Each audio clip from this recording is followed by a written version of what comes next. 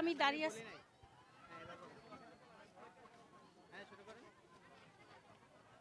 দর্শক, এই মুহূর্তে আমি দাঁড়িয়ে আছি রায়ের বাজার বুদ্ধভূমিতে।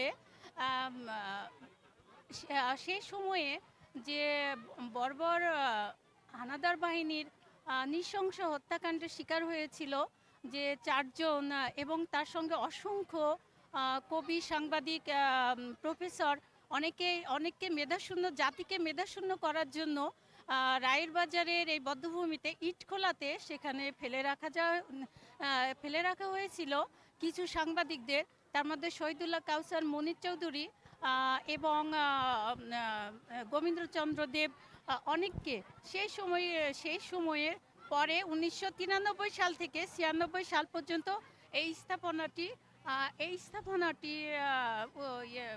বাংলাদেশ সরকারের তরফ থেকে গণপূর্ত বিভাগ এই স্থাপনাটি তৈরি করেন, যে রায়ের বাজার বধ্যভূমি। এখানে আমি দেখতে পাচ্ছি রায়ের বাজার বধ্যভূমিতে যে যে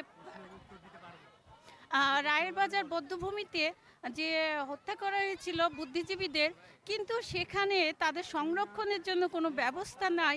সেই বুদ্ধিজীবীর যে কবরস্থান বা রায়ের বাজারের বুদ্ধিজীবীর কোনো সংরক্ষণের ব্যবস্থা নাই।